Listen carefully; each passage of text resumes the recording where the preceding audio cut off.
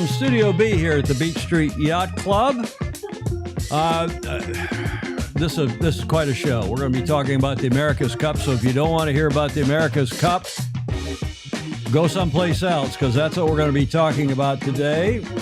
I'm your host, Tom Eamon. I'm along with my co-host, Julia Vadekint, the Commodore of the Beach Street Yacht Club, and my landlady, so I'm always nice to her. Always. Almost always. Right? Almost always. Great show today. A lot going on, and mostly having to do with the America's Cup and the Stausch. That's a good British word, isn't it? Do we use that word in English? I don't know. We got a bit of a contretemps. There's a good French word in the America's Cup. We'll see what you all have to say about it as well in the comments. Thank you for joining us for today's show, and the show notes here at the top of the show, our agenda. Happy Friday, happy Memorial Day weekend here in the States. Today, tomorrow, Sunday, and then Monday is Memorial Day and is our start to the summer, unofficial start to the summer here in the States. And we're all going to be talking about the Fagawi race. Yes. Where the Fagawi, Julia? I know. LA 28 sailing venue. No news is good news. Actually, we have a little bit of news on that. We'll get to that in a second. Coaching Corner, Super Fozy John Emmett, as usual, has a nice presentation, a nice video that he sent in this morning. Focus on the racing, not the politics. Yes, good dear. advice for everybody, all of us in the Cup, right, Julia? Right. I think that would be good advice. AC 38 Cup date, that's probably what a lot of you are on here for today, to watch and listen and learn and give us your views about the dueling press statements that went out yesterday. And we have some analysis from experts. And I will reveal Ernesto Birdie's quiet, but I think very powerful move behind the scenes. He always does it. He's got a good one. This is a good move, in my opinion. We'll tell you what it is. It's not been made public yet until today on this show. Yay. AC 38 also, why is Royal New Zealand Yacht Squadron, why are they the worst trustee in the Cup's history? I've been saying that all along. I'm going to say it again, and I'll tell you why, I think, yet again today. Okay. More Formula Kites in Turkey. That'll be our last leg video today to lighten things up at the end of the show. Whiskey Tango Foxtrot, our fantastic Fozy, Julia, and much more. Always fantastic. Good show here on a Friday, the start to our summer weekend. There is Ernesto, the toughest and smartest team boss in or out of. They've said they're out of the Cup, but we'll see. Out of the AC, question mark. We'll reveal Ernesto's behind-the-scenes demand for accountability to stop, with a $, the hijacking of the Cup. That's our theme today. Wow. And Julie, what are we celebrating today? Memorial this weekend? Day. Of course, Memorial Day. It's more than a long weekend. It is a day, federal holiday, here in the U.S. to remember and honor military personnel who died in the line of duty. So it's a somber day on Monday, and this whole weekend, in addition to all of that, and we do remember and give thanks. I'm always astounded to find out how many millions of Americans have died. Have perished in war. Yeah. Exactly. Almost 200 next year, 250 years of this very young country. Mm-hmm. And it's also, as I said, the kickoff to our summer season, really our unofficial kickoff to summer, which doesn't start until, June 21st on the calendar. And it's also a weekend of sales, of shopping, of friends, of barbecues, and so on, all the usual things. But it's also a terrific tradition of Memorial Day weekend regattas. Julia, do you recognize this club? Oh, I should. I'll go back full screen for you. Do you recognize it if I shoot, instead of to the north, here's an overhead shot of that same club to the south. Oh. There's the clubhouse. I'm using a square today in the new teleprompter. Mm-hmm. And I can use, if you prefer, you said you didn't like the rectangle, I'll use the oval. That is Nantucket Sound. Oh, I didn't know that. There once was a man from Nantucket. Who's? Do you remember the rest of that? And the bucket. I don't know. Not the bucket. Okay. This is this club is a very cool yacht club. Does that help, Julia? In Nantucket. Well, that's actually on Cape Cod. That is the Hyannis. Oh, that's Hyannis Yacht Club on Cape Cod. Okay. And since 1972, so a long time now, they have been running what's called the Fagawi Race Weekend.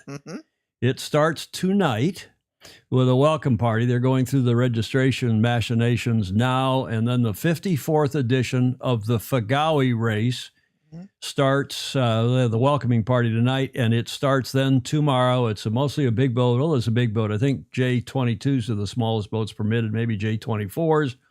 And on Saturday, midday, 100-plus boats will race in a pursuit race, meaning the slower boats start first, racing from Hyannis on Cape Cod out to Nantucket in the Elizabeth Islands. There, for those of you who are geographically challenged, you can see Hyannis there on the Cape, right about there. And you race from just outside Hyannis Harbor down to Nantucket. It's about a 20 nautical mile as the crow flies. But the race committee, Tom Duggan is the esteemed PRO, and he sets an interesting, little bit longer race with government buoys that runs, I believe, about 25 nautical miles. You get out there Saturday afternoon, you have a massive party. It's great fun. And Saturday night, the sailors party in Nantucket. And then some boats return home Sunday. Some stay out there and return Monday. Some leave their boats out there all summer as they've commuted out. I've never been to Nantucket. Have you been to Martha's Vineyard? Yeah. Well, we'll get Commodore Claire Harrington on here. She has a home in Martha's Vineyard, spends a lot of time out there in the islands, Cuddy Hunk, Martha's Vineyard, Nantucket. She flies her own plane out there when the conditions permit. She's not only a VFR-rated pilot, she's also an IFR-rated pilot, so she can help fly your jet when you get your charter jet. Oh, yes. I'm so glad to have that as a possibility. And Jonathan Frank and Claire can fly it for you. For all the rest of us, where are you taking us first? We want to go to the America's Cup. Well, let's go to the America's Cup. And you got to borrow that plane from President Trump, that new Trump plane that he's getting from... perfect one to borrow. From Qatar, from Qatar. Yeah. Okay, so that's what's going on. Sunday or Monday, most of the teams sail home from Nantucket. It's a terrific regatta. It's for a good cause. In addition to the revelry and the great sailing, the Fagawi Charities, Inc. has worked to raise nearly $2 million for local groups aiming to foster camaraderie and support the local community. They've hosted a charity ball in Hyannis the week before the race since 1987. And now, Julia. Yes. For extra credit, what does Fagawi mean? Where did it come from? I had to ask that. I'm sure it's in the chat. Who's got the answer in the chat? Somebody does. Because it's often, depending upon the water temperature and the air temperature, it is spring. It's tornado season in the Midwest, in Michigan, where I grew up, and down through the central part of the country. But it's also foggy in the Northeast oftentimes, and this race is noted for fog. Sailing not very far, 20 nautical miles, but you can get lost in the dense fog on Nantucket Sound, and you say the famous words, where the Fagawi. That's it. Hence the Fagawi race. Oh, yes. I'd forgotten that. I had to ask. So it starts tomorrow. The revelry starts tonight. It's a great tradition. So we're celebrating that. We're celebrating our Memorial Day weekend. We are also celebrating our FOSI, Julie, as you know, those who support us, especially to keep our studio intact, to keep us alive here in Studio B with all this equipment and our streaming costs and fees. We appreciate very much those of you who give us a few bucks a month or more. Thank you very much indeed for your support. You can contribute via patreon.com/join/Sailing Illustrated, or you can send like Clayton Embley and others do. Yeah. Do you want some booze in your coffee? It's a Friday. Or not? Oh, sure, but not necessarily right now. Well, here we go. We mentioned Clayton Embley. We got. Okay. We got to get your booze ready, Julia. Ooh. Some of his bourbon cream. Good stuff. How much? That's enough. Thank you. Clayton Embley's bourbon cream. We like to hold that up, give him a little plug. Yeah. He sent us more than one case. He hadn't sent us a case, but more more than one bottle of this, Julia. We'll put that back there on Pedro Foiling Sailor's Croutonic Corner that he made for us some time ago. And let's get this one underway with one more program note, and that is that a week from Tuesday, Charlie Enright, the newly appointed CEO of U.S. Sailing, will be joining us. Not next Tuesday, the following Tuesday. He'll be live via Zoom from presumably his office in Bristol, Rhode Island, just up the shore on Narragansett Bay from Newport, Rhode Island. Charlie, of course, the superb sailor, collegiate sailor at Brown University, and then lots of other events that he's done well in, particularly winning the ocean race in the last edition. He'll be with us as our live guest a week from Tuesday. Julia, a quick update on things in Long Beach in the 2028 Olympic venue. The Croutonic LA politicians have hopefully gone quiet. One can never tell, but I think no news is good news. And we certainly think that Long Beach is correct. We hope all of you do too. We hope all of you who have any influence on the LA City Council or on the Port of LA and that area in San Pedro or with World Sailing, they are all have got, a stake in this. We hope you can put some pressure on them to keep it in Long Beach off the Veterans Memorial Pier, which is what the LA 28 website continues to say is the venue for the 28 Olympic Sailing Regatta, Belmont Shore, Long Beach, California. That, of course, where the Congressional Cup has taken place now for the better part of 20 years, I think. We do not want to see this regatta in San Pedro at the Port of LA. That will cause all sorts of problems, and the sailing conditions will be croutonic. They'll have to go outside the breakwater, yada, yada, yada. It is croutonic. And write to the World Sailing CEO, david.graham@sailing.org, and give him a piece of your mind, Julia. Have you done that? I haven't. I'm embarrassed to say I will. Tonight. Mm-hmm. I've done it and have not had a reply, so we shall see. Okay, let's carry on with our show here, including and especially our report from John Emmett, the brief one today.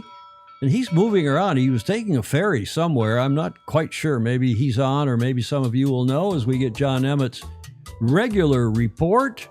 Coaching Corner with Super Fozy John Emmett. Here 'tis. Hi, Tom, Julia, and all the Fozy. Welcome to John Emmett's Coaching Corner. And I think we all leave busy lives. I'm here at Imberhorn Farm, and this is definitely a lastminute.com. But it's good to be busy. Certainly, I discovered during the pandemic that personally, I'm much happier being on the edge of burnt out rather than being on the edge of not enough to do. And boredom is a great killer. So it's important to keep busy and use your time productively. I say this is being recorded a bit late because I do literally have a ferry to catch, but I always try and keep right up to date with the news. And I think it's important that we've put our focus now very much on sailing, and that's the thing that I absolutely love. There's so much that goes into the event organisation, and America's Cup, it just feels like a bit of a mess, and I always wonder what the sport looks like to the people outside it. And the truth is, I don't know. I mean, we have a venue in Naples, but it seems that there's an awful lot of stuff still up for debate, still up for discussion. So personally, I'm going to be focusing on that racing that does happen and will continue to happen, and to really make the most to just showcase our sport to other people. I said inclusivity is very important to me. That's youth sailing, women's sailing, parasailing. So we should think about all the things that we can do to help promote them. And personally, I try and practice what I preach. I say I've got quite a few issues with wrists and things. I'm hoping technology is going to change in the next decade or so, and they'll be able to do proper replacements rather than just remove bones, etc. But to have robust systems just to keep us all sailing for longer. With the Masters circuit, it's just amazing to see guys knocking on 90, forcing an Ilka out a race course, because I can tell you it's it's pretty hard when you're in your 20s. So so much respect for those guys. But in terms of the sailing that's going on, I think we always need to try and focus on the positives and outwardly facing, just do our very best to promote our sport. And I'm sure everything's going to come out in the wash. But with that going, I wasn't exaggerating. I do really need to go, but I probably should have gone a little bit earlier. These days, I actually tend to buy flexible tickets. So sail safe, sail fast, keep having fun. And if you haven't done so already, please make sure you follow Sailing Illustrated and share this video. Thank you, John Emmett, as he gets in his van to drive. I'm still not sure where he's going, Julia, if there's anything in the chat or the comments. I think John's in the chat, isn't he? So he's not going to the Fagawi race. No. I don't think he's taking a ferry from England over to Nantucket as away he goes. Since our last show in January, we've been saying that it is time to it's not time, it's past time. Yeah, exactly. We got to keep the pressure on Brisbane and the organizers of the 2032 Olympics and be sure that they are including sailing as a demonstration event in the 2032 parasailing. Yeah. Right? Mm-hmm. We want parasailing as a demonstration event. We've been kicked out of the main Paralympics after several successful goes, and it's time to get us back in, and we think the best way to do that, a lot of you agree, is to simply get us in as a demonstration event for 2032, and then hopefully we are in beyond that. So if you haven't already written, if you have in a position of putting pressure on them, please do that. Thanks very much to John Emmett. John Emmett, get to the front of the fleet with John Emmett Sailing, our resident coaching expert and good-humored, good-natured guy that he is. He is. Don't you think? Absolutely. Okay. John. Or at least that's all we've seen. Well, he does seem that way. We'll have to ask Lily. She's back home. Yes, I know. They're back home. For 3 minutes, probably. We can rebuild you, John Emmett. Just don't let the old man in. John's, he's got some wrist and health issues. He said he's getting old. Right. It's all that tough sailing. Hamish Ross, John, couple of piratical hooks could do it. Blake Middleton agrees parasailing for Brisbane. Keep pushing it. And Pedro Foiling Sailor is, he's working on that terrific project with the not Australia 2, the Australia 12-meter that he has acquired and is going to use for some superbly cool charitable purposes down in Sydney. And we had him on the show not too long ago. Julia, this day in history, do you know what happened this day in history? What year? 23rd of May, 1883. And it also ties into some current events. Here's your first clue. Do you or the Fozy have any idea? We talked about this on the show on Tuesday. That bridge, anyway. Because of what happened in New York at that bridge on Saturday night. Brooklyn Bridge. That is. Well done. The Brooklyn Bridge, that's a view from Manhattan in 2009, courtesy of Wikipedia. And the Brooklyn Bridge is a cable-stayed suspension bridge, of course, in New York City, as you all know, spanning the East River between the boroughs of Manhattan and Brooklyn. It was opened not today. It was opened tomorrow on May 24th, 1883. The Brooklyn Bridge was the first fixed crossing of the East River. It was also the longest suspension bridge in the world when it opened, with a main span of 1,595 and change feet, 486 meters. It was way high above mean high water, 38 and almost 39 meters above mean high water. The span was originally called the New York and Brooklyn Bridge, or the East River Bridge, but was officially renamed the Brooklyn Bridge in 1915. But that begs the question, Julia, what happened on today, the 23rd of May, the day before the bridge opened? Here's your clue. They had a massive party, as you would. Oh, good. They had an opening grand display of fireworks on opening night on the 23rd of May, and the sailing. Apparently, that East River was just, by the late 1800s, was just jam-packed full of ferries in commuting boats and back and forth from Brooklyn over to Manhattan. So they put this bridge up, of course, it took them, 10 years to do it. And it was a massive engineering project. And then they had a great party. Then a week later, there was a rumor that the bridge was, the next day there were a lot of people on it and the bridge swayed and it went up and down, just like when they had that big walk here on the Golden, what year was that? The Golden Gate Bridge. Everybody thought it was coming down when they had a huge throng of people walk across it on its anniversary sometime in the last 10, 15 years. 39 is the Oh, don't do the math. That's too hard.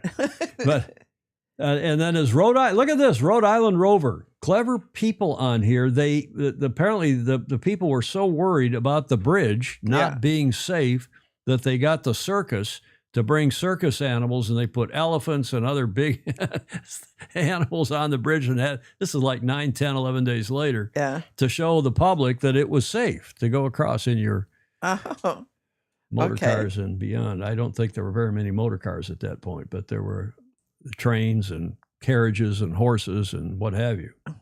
The big party on the 23rd of May, 1883. That actually looks like fun. Does look like fun. You're always up for a good party, Julia. Oh, yes, I am. Now, speaking of the Brooklyn Bridge, you recognize that boat? That's yes. Yeah, that's that Mexican tall ship that smacked into the bridge on Saturday night. That is a photo from one of our FOSI from Peter Taylor, and that is the boat, the pierside in Brooklyn on Wednesday. Peter who lives, of course, in Manhattan, New York City, went down and took some pictures, and he said see the gathering on the back end of the boat? There's a big gathering back here. And apparently this was our National Transportation Safety Board and other officials trying to figure out what went wrong. And the Mexicans wouldn't let them on the ship for a while. Finally, they've gotten aboard. And as Rick Bannerow said, it's the Mexican now not so tall ship. That is true. I have to remember to turn that, now that I have my new teleprompter, to turn that off. But it is there, and they're trying to figure out what happened because, as you all probably know, those of you who watched the show on Tuesday, they backed away from South Street Seaport on Pier 17. Right. And normally, Julie, the boat would be backed onto the pier, so it would not be bow in. But apparently, they wanted the boat bow in so that the bow sprit and the big front end of the boat and the name and so on would be visible to those going up and down FDR Drive, the East Side Highway. And that meant that they had to then back off rather than go bow first, and they backed off on Saturday night at high tide when the tide was slack. This according to any number of FOSI. In fact, we told you this on Tuesday. Right. And apparently they were stuck in reverse gear, because one of our FOSI had spoken with one of the Navy officers on board. And we had that firsthand info the other day. And that now seems to have been confirmed. That one here is from Tuesday from our normally highly reliable FOSI, because the boat was actually accelerating in reverse. It wasn't just on the tide. It wasn't just drifting toward the bridge, because if it had been, maybe the tugboat that was with it and some other boats might have helped grab it and keep it. But so heavy and very hard to turn around anyway. Well, all true. And you would know, because your late great husband, of course, was a big ship captain. Yes. So here now is the latest video from NBC Channel 5 in New York on what's going on. Tonight, the NTSB ramping up their investigation into what caused this stunning scene in New York City. Saying the Mexican Navy ship was supposed to head south on the East River on Saturday, but instead went in the opposite direction, backing out with the assistance of a tugboat at 8:20 p.m.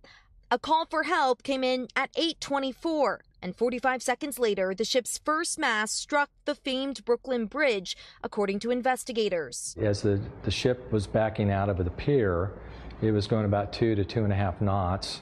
The NTSB telling NBC News the ship accelerated. Approaching what appeared to be the middle of the channel, you would have thought it maybe would be slowing down, but then it accelerated up to 6 knots when it struck the bridge. Moving in the wrong direction. That's correct. Nuestras condolencias y solidaridad. The Mexican president today offering her condolences to the families of the 2 people killed on board.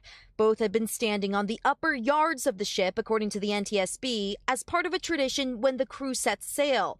Video showing some crew members dangling from the rigging after the crash. Built more than 40 years ago, the ship is used for naval training and as an ambassador of Mexican culture. Its stop in New York City was part of a planned 254-day voyage to 15 countries. Most of the crew members on board returning to Veracruz today, as investigators zero in on their damaged ship. Local officials have said there may have been a mechanical issue on board, but the NTSB today, who has yet to board the ship, would not speculate. Well, they have now boarded the ship, and the reports are coming out. Joe Cool says he thinks it was a broken, or he's heard that it was a broken transmission and maybe improper supervision escort by the New York port captain. Well, maybe, maybe not.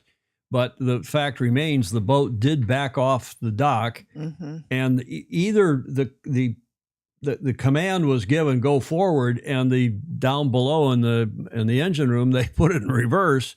But I can't believe that they made that kind of a mistake. I believe that they probably put it in reverse to back off the pier and then couldn't get the transmission into forward gear, and that's why they kept going and backed into the bridge. Now, luckily, those masts, Julia, were steel.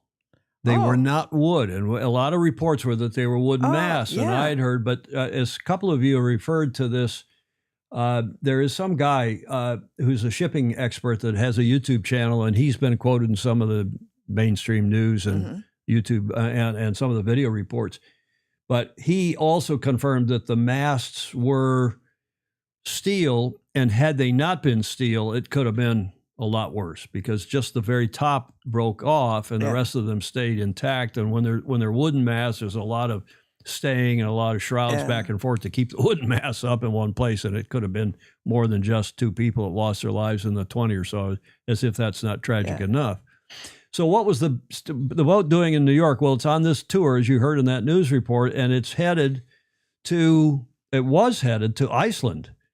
And from there, who knows where else, but it's on one of these goodwill tours, and it's a training ship for young naval officers in Mexico. And next year, it was also in New York, in part because next year is the 250th celebration of the founding of the United States, to 1776, and there will be a massive tall ships presence in New York City, in fact, all up and down the East Coast next summer.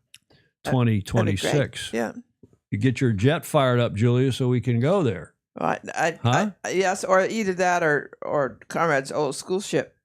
Well, no, we want your jet to take us to the East Coast so we can follow that. Okay, enough of that. And anybody else has news? Alan Long saying, yeah, what a mess. Any other comments we should mention? We have a lot of people on here, no surprise. Yes. Ed Worley asking, why was the ship maneuvered this close to the docks without a tug and pilot in control? Well, that'll all come out in the wash, but I think the tug was there. I think they had cast off from the tug because they wanted now to go. I don't know. Who knows? Yeah. I'm not going to speculate anymore, but there was a captain on board. I'm sure the captain's done this 100 times and was as surprised as everybody else that the boat did not go forward, go into forward gear, start. But we've all had at least one time that sort of happened. I've never had a transmission jam in reverse. I've had it jam in forward, I guess. Yeah. I remember somebody who was driving a car who had hit jam in reverse. Yeah. And she is the only person I know who totaled their car in reverse. Who was that, Julia? That wasn't the reason. Huh? Yeah, I went 50 miles an hour across the street. I was going to fix your camera, and it went to another shot here of studio. That's not. I got to fix your camera because you're leaning. Unlike your politics, you were leaning left there, Julia. Now we fix your camera in the camera control software. We showed how we shoot porn here in Studio B. Oh, it's Friday. Let's get serious here because this America's Cup report is serious business. It is. And it is It is hilarious what's going on if it were not so sad for the sport and for the Cup and all the people involved, the sailors and the boat builders and everybody else who want to get involved again in the Cup and hopefully have a great event. Jody Shields said, and he's in Switzerland, I believe, not in Australia. I hate it when your tug is stuck in gear. You want to give him a finger wag, Julia? Huh? Oh, my goodness. Yes. Okay, Jody, enough of that. So here's what's going on in the Cup. First of all, our Cup date.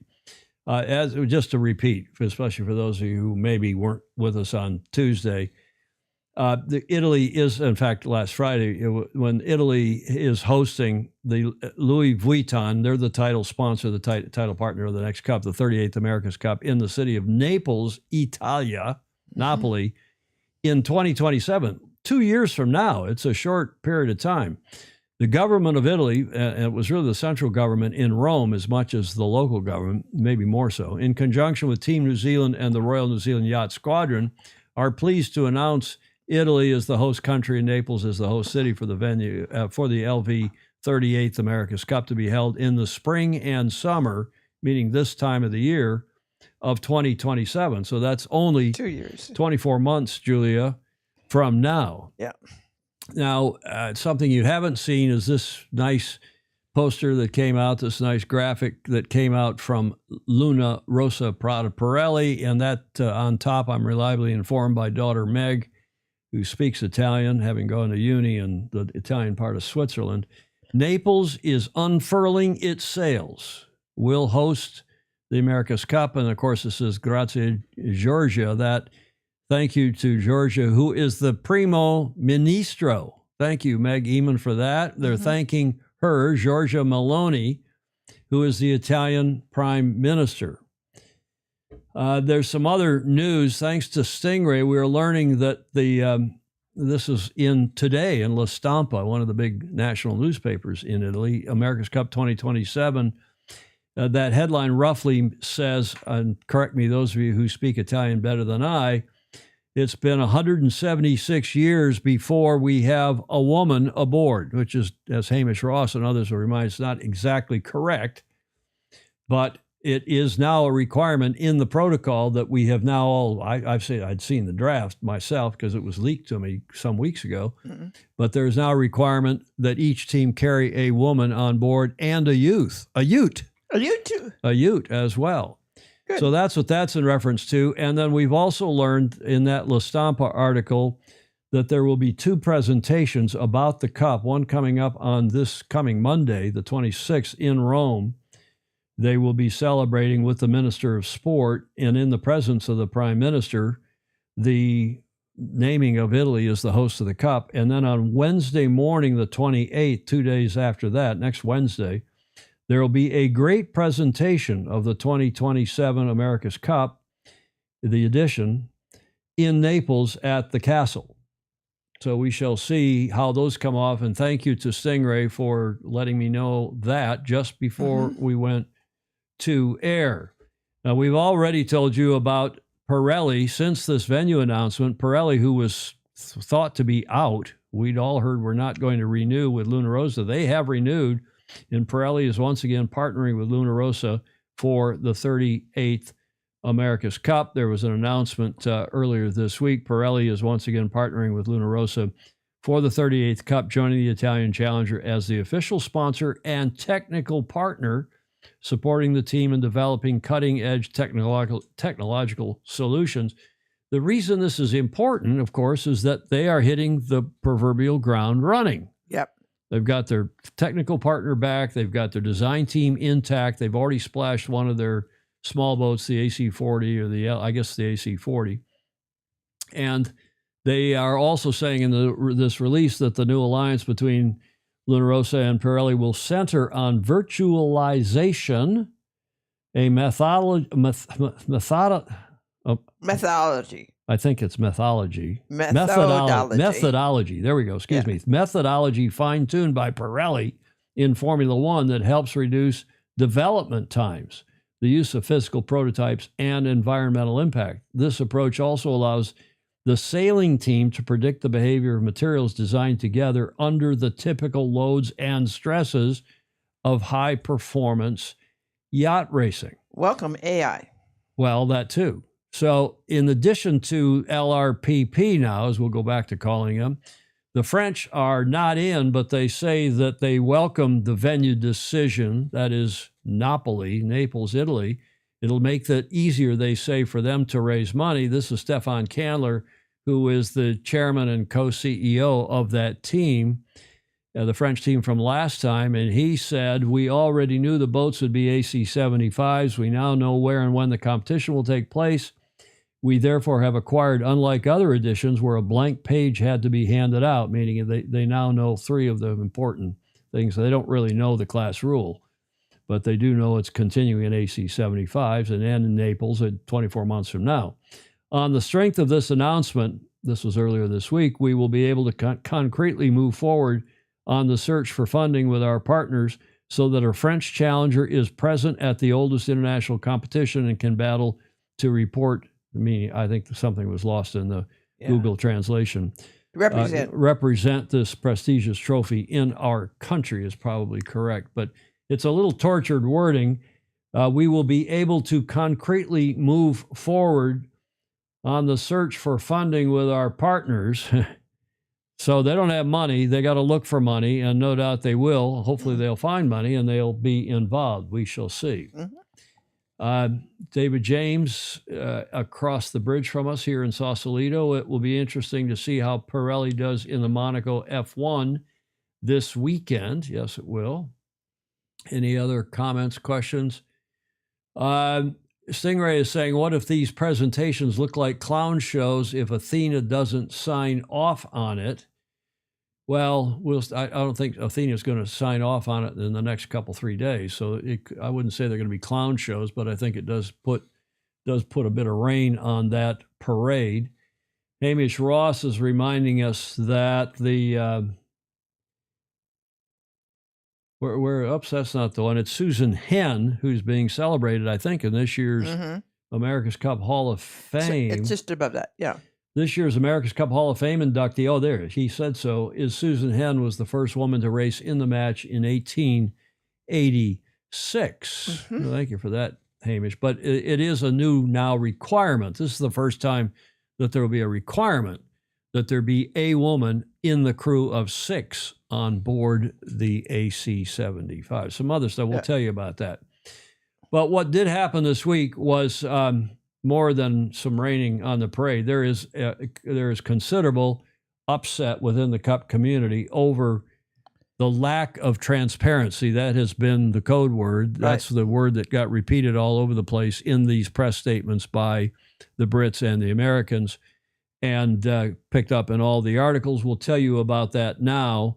I ran a picture because I knew these statements were coming out. I didn't know what exactly they were going to say, but I knew they were going to be objecting to the conduct of the Cup and the lack of transparency by the defender.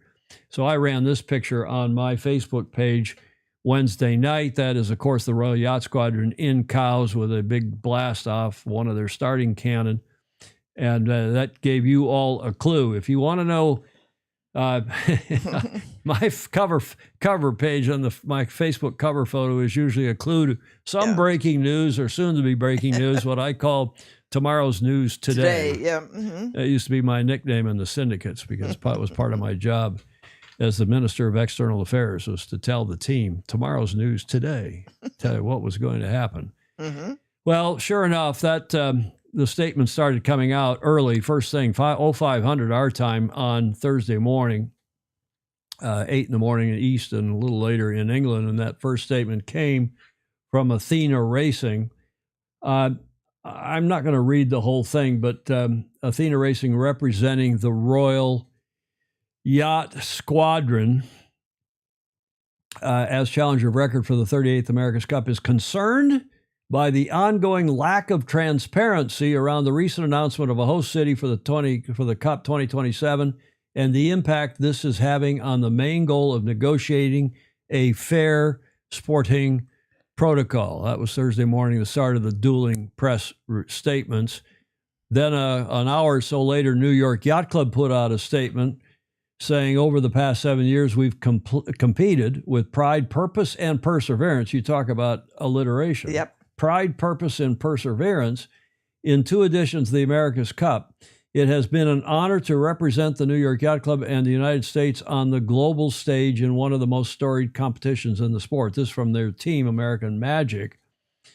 And they say in the 3rd paragraph, despite the best efforts of the challengers led by the challenger of record, so challengers plural, to negotiate in good faith, the defender has been unwilling to commit to the transparency and cooperation necessary to secure a fair protocol. Without the structural framework necessary for challengers to pursue viable campaigns, it will remain extremely difficult to unlock the America's Cup potential as a modern, globally relevant sports property.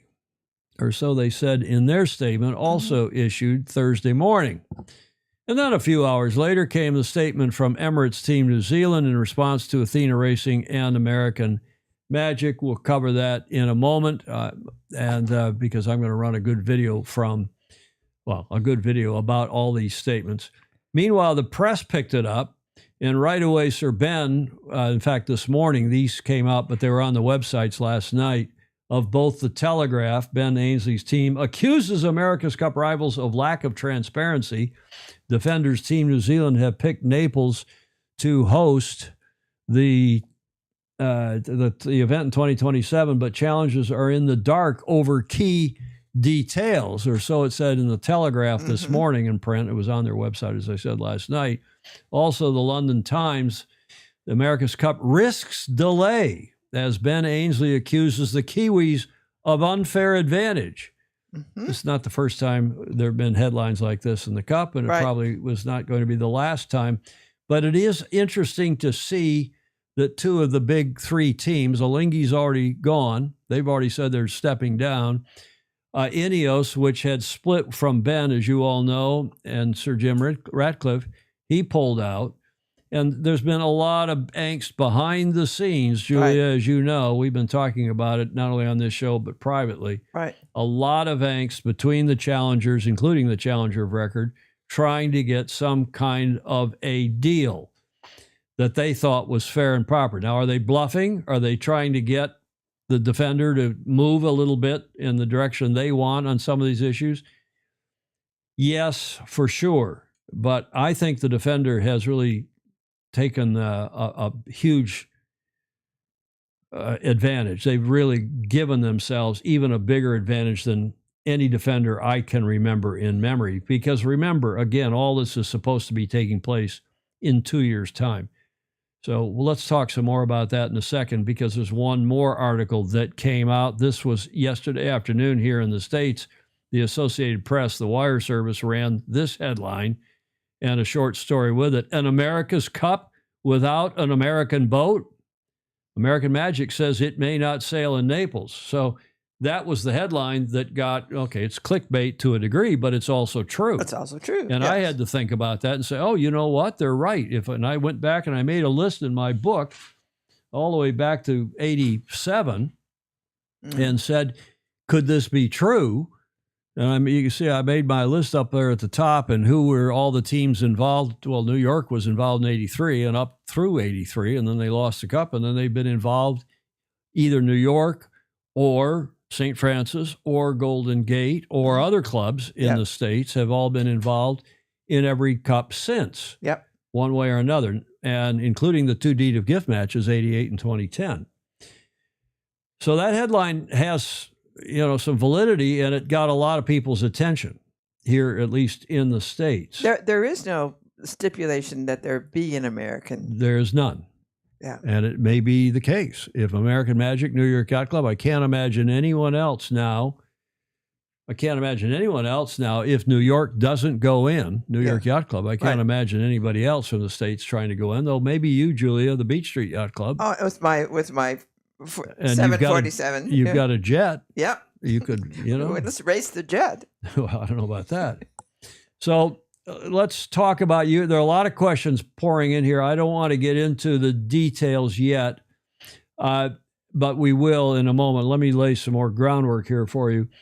This is Birdie Bickett, who is the chairman of the subsidiary of the Royal Yacht Squadron, which is the Challenger record. It's the Royal Yacht Squadron Limited, and there's been some angst about that, whether that's a valid club, but no one's challenged it. And any of you who get upset about the Royal Yacht Squadron Limited after they have been a challenger for the last 2 cups, and no one's complained, if that went to court now, if that went to the New York courts, and I'm not a lawyer, but I'm a sea lawyer, and I've been to court and won both those major cases, 88 and 2010, that did go to court. And I was managing those court cases and learned a lot. Yeah. But if somebody now went to the New York Supreme Court on 60 Center Street, the trial court, and tried to say, hey, this Royal Yacht Squadron is not valid, the judge is going to say, well, excuse me, they challenged twice now? Did you complain at either? No, exactly. So why are you complaining now? Well, get out of my court. I got more important things to do. The courts are loath to get involved in sporting things here in this country. Yes. And that's been the case all along, and I suspect it will be here. So put that out of your minds. Anybody, I know there's a couple of you who still think that horse has got legs, but it doesn't. What might have legs is New Zealand's.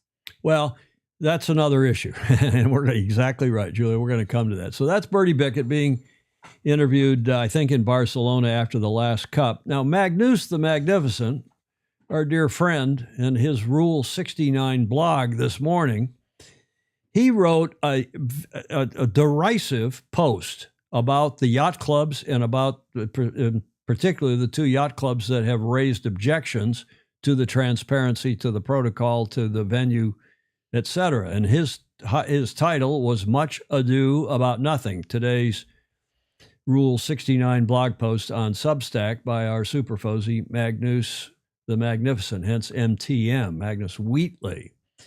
He concluded his piece by saying, quite how this all settles down is anyone's guess. The aggrieved parties will continue to plug their own narrative and get consumed in their own self-belief. I mean, he really did attack the Royal Yacht Squadron and New York Yacht Club. And he also, without naming him, attacked Ernesto Birdie as well. The simple fact stands that Naples has been announced as the venue, whether that be a premature start at best, that was the wording used by Ben Ainslie's release, or not. And the Louis Vuitton 38th America's Cup has already started. Well, maybe, maybe not. We shall see. For those still on the starting blocks, and this is a very important and I think true point by Magnus, for those still on the starting blocks or even thinking of joining the race, the disadvantage is glaring as the front runners, meaning Team New Zealand, lead into the first bend. They don't even only lead into the first bend. They've got a huge head start. And in a compressed 2-year time, anyone jumping in as a new team now has got virtually no chance of getting up and running and being competitive. And any team that doesn't already and isn't already gearing up or already is geared up is losing distance by the day. So Magnus is right, I think, in that respect. It's unlikely, he says in that last sentence, it's unlikely that words in the mainstream media will force a recall of this venue or of this start. Well, yeah, right. Magnus, we'll see. But that is today, Magnus writing on his Rule 69 blog on Substack. I still commend it to you. If you don't have you have a subscription. I have a subscription, courtesy of Magnus. I paid for mine. Oh, you paid for yours. Well, you're rich. I'm poor, so he gave me one. But that's if you don't have it, I commend it to you. I don't always agree with what he said. He doesn't agree with everything I say. Most everything, I think.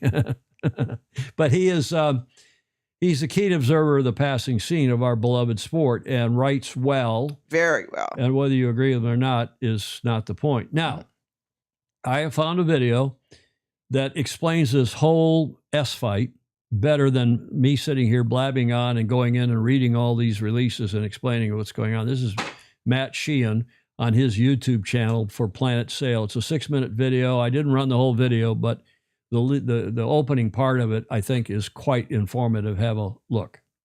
If you don't like the political wranglings of the America's Cup, you might want to look away now, because recent events suggest that it's going to get quite fruity. After a string of announcements over recent weeks, the differences between some of the challengers and the defender have started to spill over, and this could get quite ugly. Several of the challengers seem pretty upset, and now the defenders, represented by Emirates Team New Zealand, have pushed back. So statements, counter-statements, leaks, rumours and speculation. It's the start of a good old-fashioned cup spat. But I think there could be more to it than this, and here's why.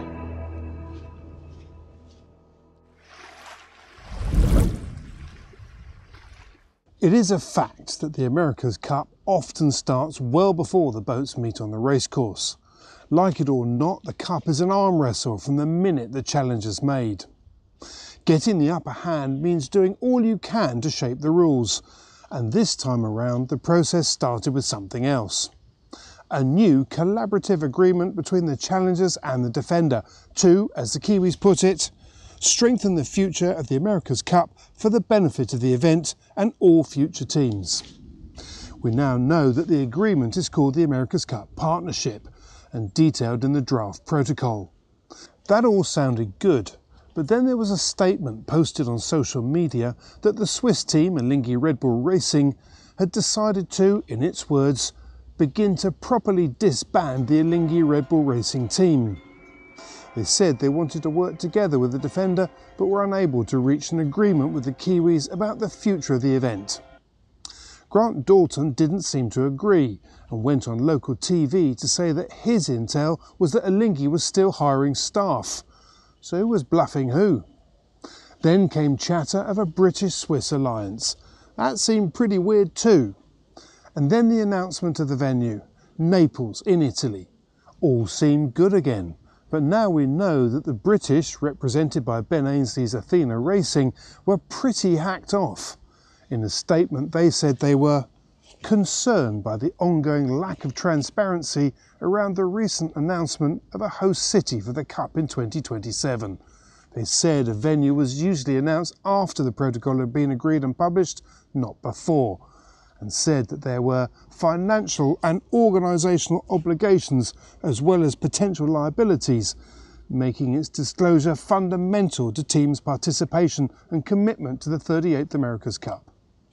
They also said that they believe that transparency and cooperation between the defender and all challengers is vital for the Cup's future, and therefore the recent announcement from the defender are premature at best. A few hours later, there was a statement from New York Yacht Club American Magic, which seemed just as upset. Their statement said, "We find ourselves at a crossroads," and that the defender has been unwilling to commit to the transparency and cooperation necessary to secure a fair protocol. Before then going on to say, "We continue to support the Challenger of Record in their effort to secure an open and balanced protocol, as without the meaningful changes that they're advocating, it's difficult to see how New York Yacht Club American Magic can participate in the 38th America's Cup." So in just a few weeks, 3 big teams expressing concern, 2 of them threatening to walk away. Interestingly, there's been no comments so far from the Italians nor the French, both of whom had said that they're up for the Cup. Meanwhile, the 2 statements triggered a response from the Kiwis, who disputed the lack of transparency, pointing to months of negotiation with the various challengers. They said, "The latest version of the protocol went back to the Challenger of Record Athena Racing 10 days ago, prior to the announcement of Naples. The defender has not had any feedback from the Challenger of Record on the latest version," before going on to say, "The defender now feels, due to the unreasonable allegations that have been levelled at it by Athena Racing and American Magic, that it is appropriate to publicly release the latest draft version of the 38th America's Cup protocol today, as an illustration of complete transparency." If you like America's Cup paperwork, it makes interesting reading. I'll come back to this and what the changes are in a minute. But I think there could be something stirring. This kind of spat can sometimes whip up into a bigger disagreement. You can do anything in the cup if you have mutual consent. But if you don't and things break down, you end up reverting to the basic rules as set out in the deed of gift. It's called a dog match, and it's not always pretty. In fact, never. And if it did end up here, how would the Kiwis fare?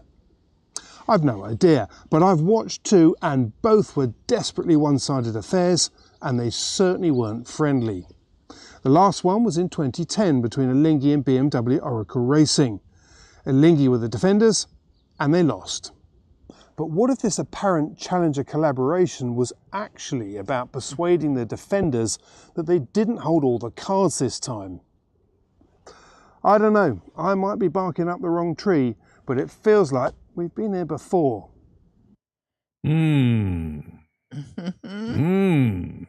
Okay, I agree with Alistair. Matthew is very good. That was a good presentation of the back and forth. Right. He said, she said, down by the seaside. That's not she sells seashells. Matt has got one thing wrong, though, and that is that if you have mutual consent, you can agree to anything. That is simply not correct, and it's a common misconception in the cup. You can't agree to anything. You can only, by mutual consent, agree to the conditions of the racing. You cannot change the fundamentals of the deed of gift, such as the race shall be held in yachts propelled by sails only. You can't change that provision of the deed of gift by mutual consent. There are other things that you, in fact, the whole rest of the deed you cannot change by mutual consent, only a narrow paragraph which describes the conditions governing the racing. And then if you don't agree, as Matthew said, there's some default provisions in the deed, as you know. So he's wondering, does this promote a lawsuit? Well, again, everybody is not quite coming clean on what is the real issue. And I'm going to tell you what the real issue is in a minute. But thanks to Matt Sheehan from Great Britain, from Planet Sail, his YouTube channel, I commend that to you as well. He does regular YouTubes of 10, 15, 20-minute length, and they're good. So bravo Zulu to him. Now I turn to another of our longtime friends for a cogent description of what is in the new protocol, because remember, we got a leaked draft of the protocol. Yeah, Bannero's got it. See that? Money. Follow the money. As usual, when there's that's what's really going on here. Right. And we'll talk about that in a minute. But let's lay the groundwork. And this is from a good friend who has laid out in his Yacht Racing Life website, and it's also a newsletter that you can subscribe to which you can subscribe, Julia. His headline today, and this is Justin Chisholm, also a Brit, unpacking the draft protocol for the 38th America's Cup. The draft protocol outlines major changes for the next America's Cup, including a new crew format, nationality rules, cost controls, and the creation of a team-led, partnership to manage future cups. Now, remember, it's not that the protocol was in draft form, and it was the first draft that was leaked to me, or not the first draft, but the most recent draft until yesterday. The draft, what was leaked, it had a lot of really bad things in it, contrary to the deed of gift and so on. I'm not going to go over that and revisit that, beat that dead horse, because they have now gone back, and either whether they were listening to me or to the others, and including the teams that were reacting to those drafts, and I don't know which teams had that draft other than the Challenger of Record. But for instance, they had eviscerated the constructed in country rule. You could build your boat anywhere you wanted. That's contrary to the basic tenets of the deed of gift. You cannot do that. You can interpret what does constructed in country mean, but you can't negate, eviscerate, cross out the rule. They've now put that back into the protocol since the Crutonic draft that I was leaked, to which I received, to which I was, to which I had access. Thank you. Yeah. The AC-75, Alex Hayworth is saying, is already the agreed class. Yes, by the challenge. When they did the initial challenge in Barcelona, you always have a piece of paper that says we roughly agree to be we agree to be your challenger of record, and we roughly agree to the following things to be negotiated further in the protocol. But still, all this stuff I'm about to, that with the help of Justin Chisholm that we're about to now elaborate, are not the main points. I'll come to that after all these things, but they are interesting.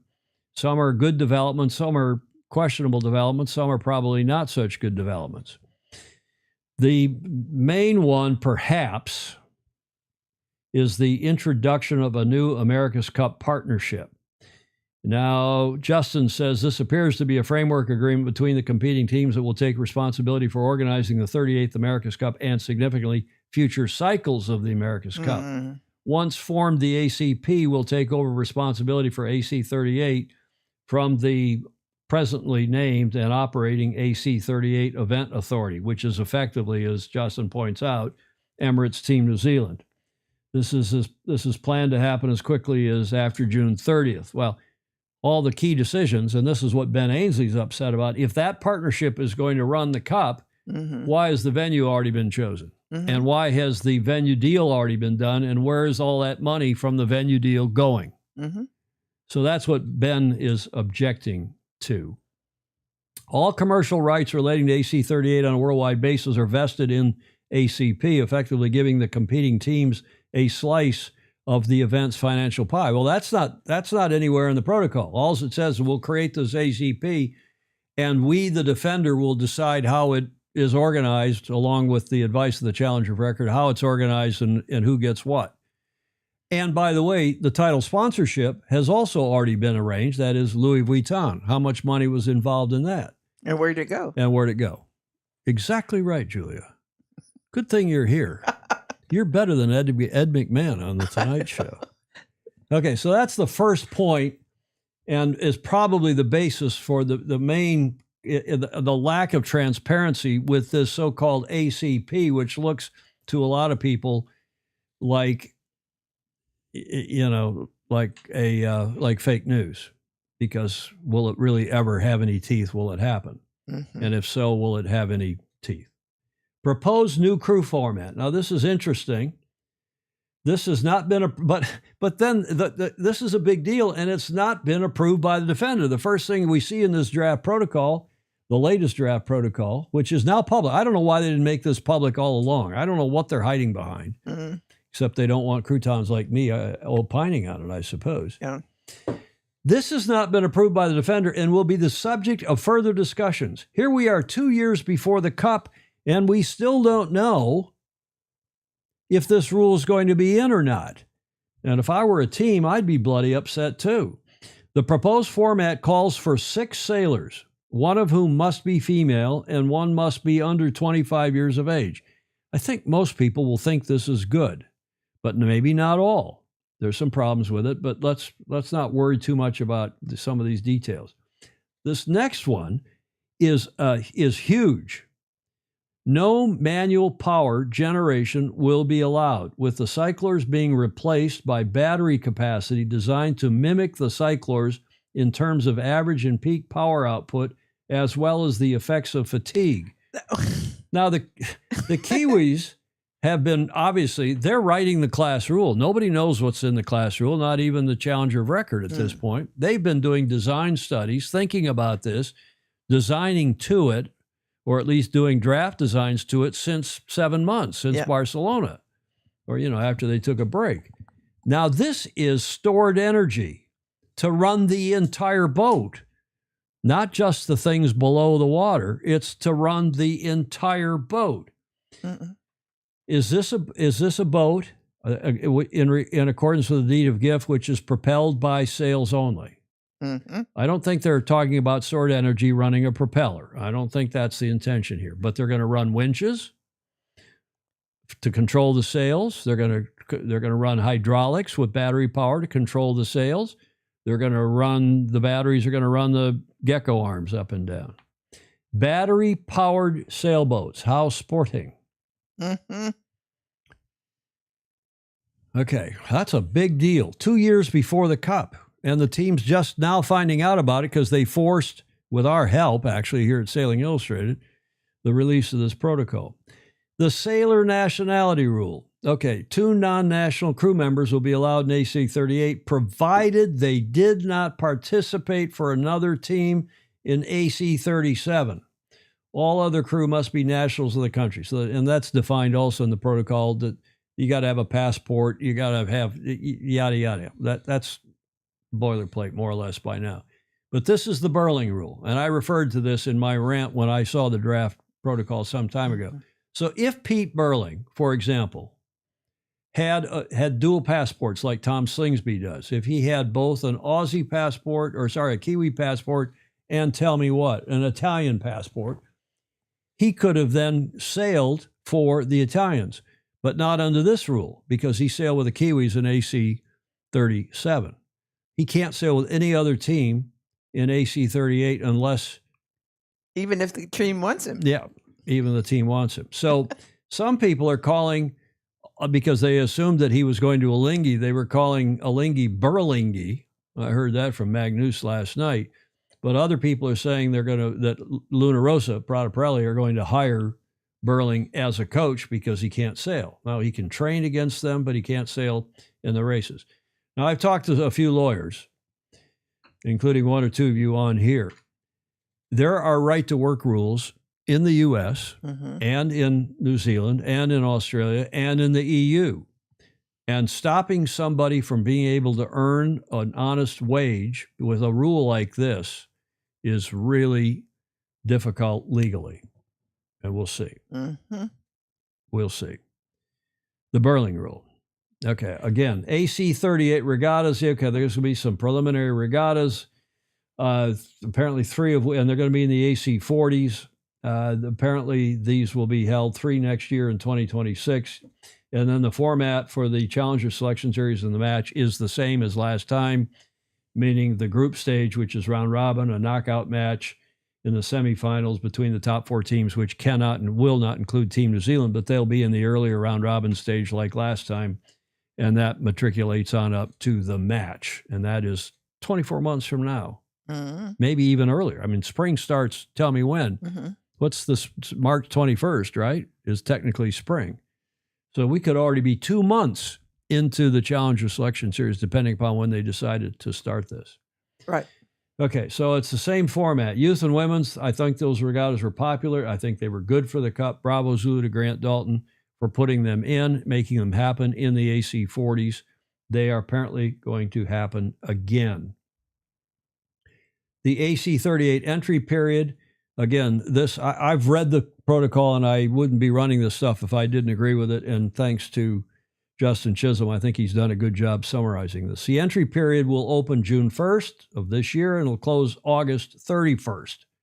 Late entries may be accepted up until the end of next January. The initial entry fee is double what it has been in the past. It's $5 million. In fact, more than double. Last time it was $2.25 million. Where's all that money going? Yes. They say, well, it's going to go to ACP. Yeah, well, we'll see. The initial entry fee is $5 million with $25,000. That's been on the books for a long time to help run the intellectual properties group called America's Cup Properties, Inc., which I at one point ran myself when I was doing DBA as the defender with San Diego Yacht Club, along with a returnable $1 million performance bond. That's normal. But a $5 million entry fee. You think you're going to get any new teams with a $5 million entry fee? Even the existing teams are going to say, excuse me, we're going to put $5 million at risk? I need the money. For an event that happens in 2 years' time? Twice what the entry fee was last time? I mean, excuse me. Especially since we don't know where the entry fee went. Well, exactly. New cost containment measures. Now, you talk about something that it helps the defender and only the defender, with the stated intention of reducing the overall cost of an America's Cup campaign to 60 million euros. And by the way, that entry fee was euros, not dollars. So if the euro is worth more than the dollar, it's more or less parity. I'm not going to worry about that. But each team can build only one AC-75, okay? There will be restrictions on the number of components, restricted sails, foils, rudders, rigs, and masts that can be used, okay? Each team can sail only one AC-75 at a time, okay? AC-75 sailing is prohibited until January 15th You're a new team that charters, buys some old boat, and you want to get sailing. Mm-hmm. You can't sail until January in one of these new boats. Huh? Mm-hmm. 14 months before the match, before the Challenger Selection Series. They're not going to have any new teams in this. And on and on and on. Restricted number of days. And all these rules do is help the defender. Full stop. Mm-hmm. Okay, the next provision. In fact, continuing on that same, July 1st, AC-42 boat training is permitted from this July 1st, and only teams that have 2 boats, AC-40s, such as Team New Zealand, will be they can do it, but they're limited to 35 days per year of this. By the way, you jump down a couple paragraphs, the LEQ-12s built by the British and the Italian teams during the last campaigns are not permitted. So those boats are no longer useful. They got to buy a second AC-40 from Dalton. He sells the AC-40s, remember? Oh, yes. Remember. The yet-to-be-published AC-75 rule, last paragraph down here. I've gone back to my rectangle, as some of you suggested. That's better for text. Will include the incorporation of one design and or single manufacturer elements. Who's going to supply those, I wonder? As well as restrictions on materials, components, and equipment, plus restrictions on...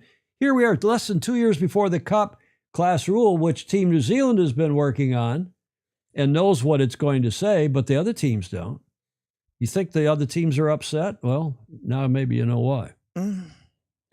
Joint recon program, joint weather program, yeah, that's going to happen. The green energy foiling chase boats, yes, you're going to have an e-boat, an e-chase boat, okay, or a hydrogen boat or whatever it is, but non-carbon burning boat.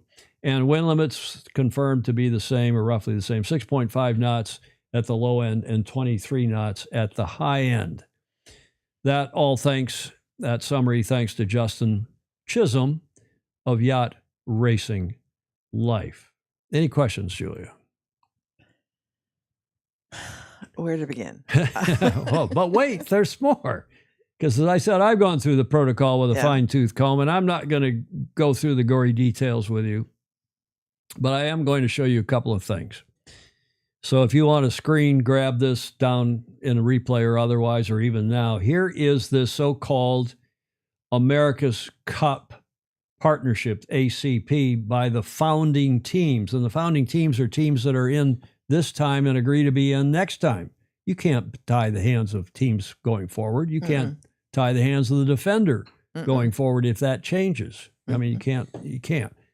I won't bore you with all this, but this is in conflict with a whole bunch of other provisions in the protocol, the ACPI provisions, the commercial provisions, and I went over this last night with Hamish Ross, who is an expert, and there's only a handful of us on the planet who understand this stuff as anywhere close to as well as Hamish does. And perhaps I'm one of those. Russell Green, who is working for Team New Zealand, certainly does. And he is a very smart, clever guy. And you can see it in the drafting. But as Mark Husted says, I think it's madness from what's going on, and reading these comments is alarming. Yeah, you should see all the comments on my Facebook page yesterday after posting the link to this thing. Pro and con, but the comments, I mean, people are really exercised about it. Yeah. So prospective competitors have not reached such an agreement. This is going forward. This is saying in this protocol that they have agreed to this. Well, they haven't, and they haven't agreed to the terms of it, because who's going to appoint the board? Who's going to run this thing? Who is going to, it's the defender. And with the consultation of the Challenger of Record, CORD, COR/D, CORD, we call that. That's something Ken McAlpine and I created back in the early 90s. CORD as a term of art. There it is. Oh, there's CORD. ACP has the sole responsibility to organize and manage the format and commercial rights of AC-38 and implement the decisions and instructions of CORD, the Challenger of Record / Defender, in relation to the rules. So they're just operating at the behest of CORD. They're not really running the event. They are operating at the behest of Challenger of Record Defender in managing, the PR and the special events and so on. And then it goes on listing all the things that they will do, raise funds, promote the events, and on and on. But they don't even appoint the regatta director. They don't appoint the jury. Guess who does that? CORD, Challenger of Record / Defender. Right. Implement the decisions of CORD is the key point here. Next, the role of CORD, which is up at the top of the protocol. In this protocol, when acting together, the defender and challenge record shall be referred to as CORD. This is not new.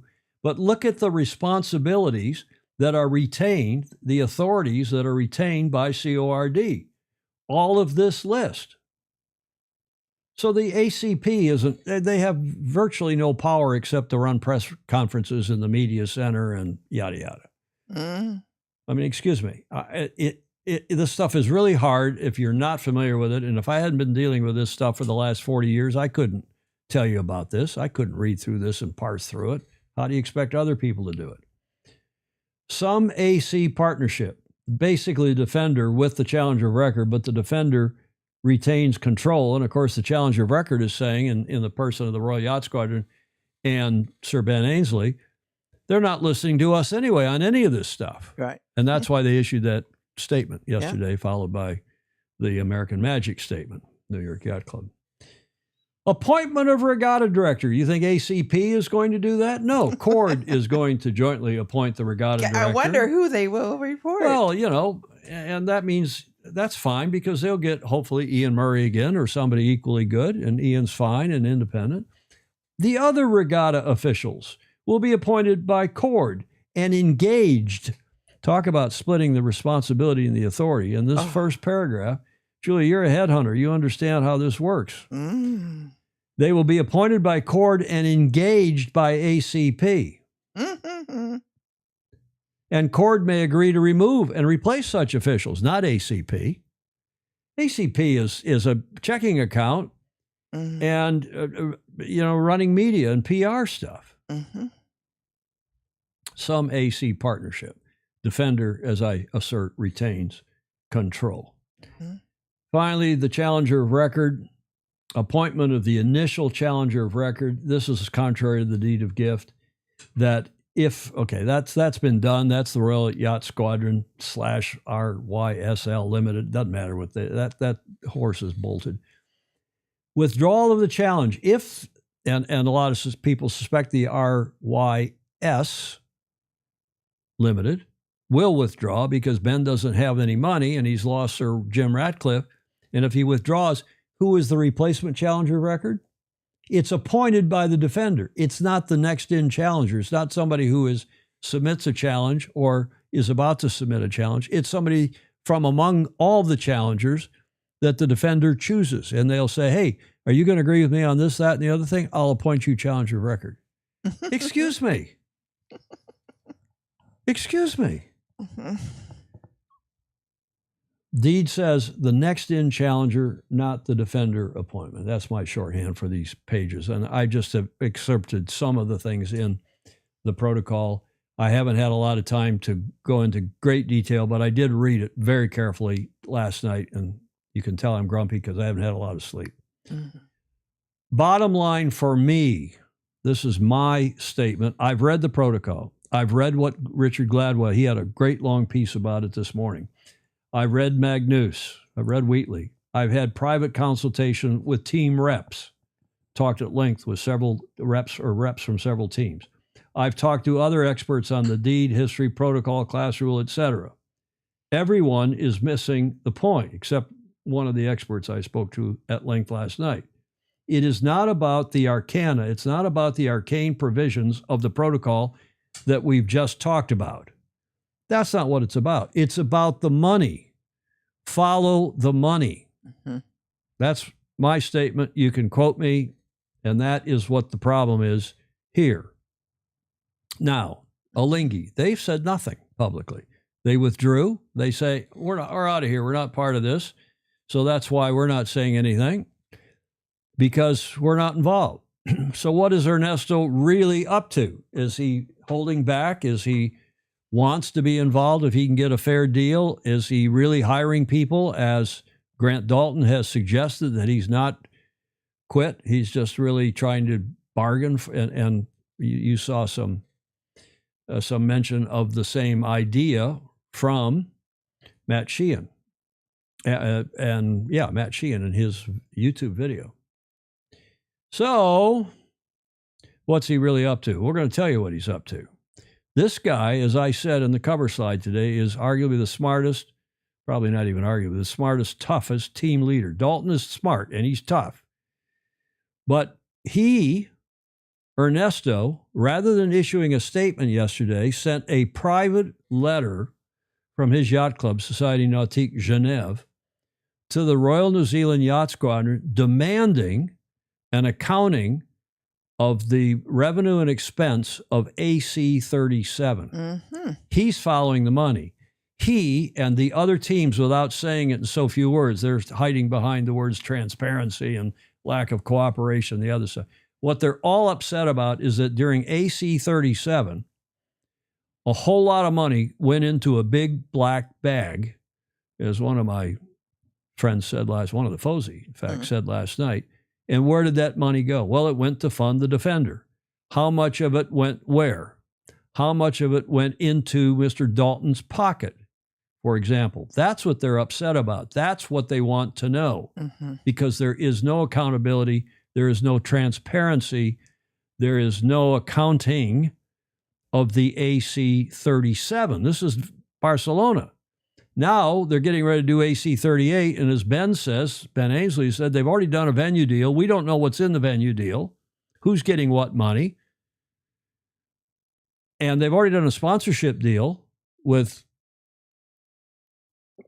Louis Vuitton. Louis Vuitton. I was hoping you'd clear your throat and help me there, Julie. I had to swallow. You had to swallow. Well, maybe I need a coffee too. And you can understand why these teams who are talking now about getting themselves up and running again with a burn rate, these teams in the early stages have a burn rate per month of several $100,000 per month. And at the end, they're spending multiple millions, $1, $2, $3 million per month to operate.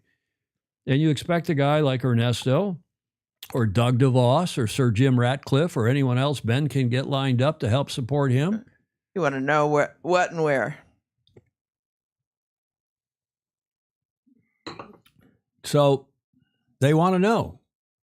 And they want to know where the money is. And they want to be a part of that because Ernesto and I aren't on each other's Christmas card list, still stemming from 2010. But I'll tell you this.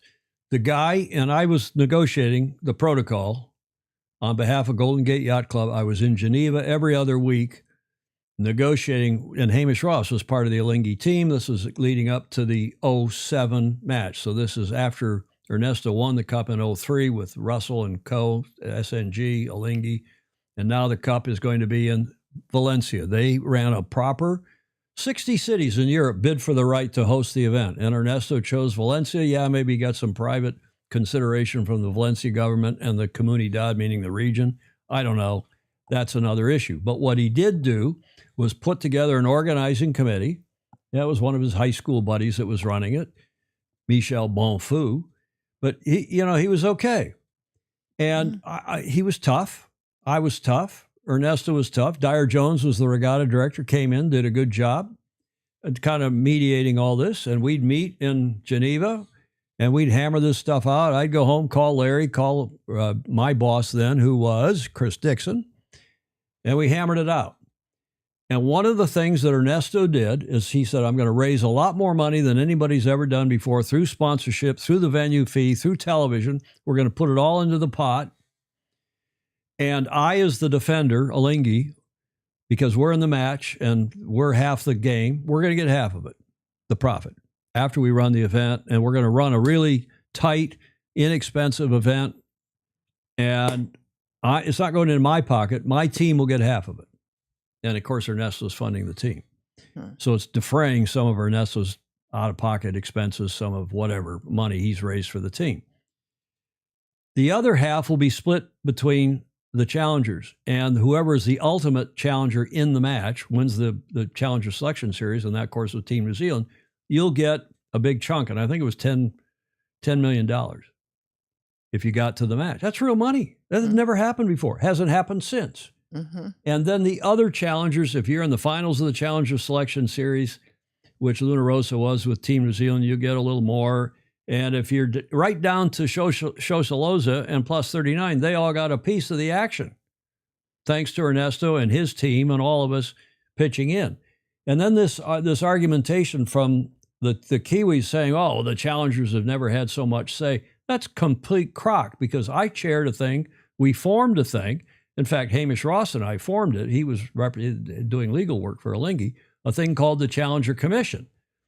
And each of the challengers had a vote on this group. It was the mutual consent device, the mutual consent structure.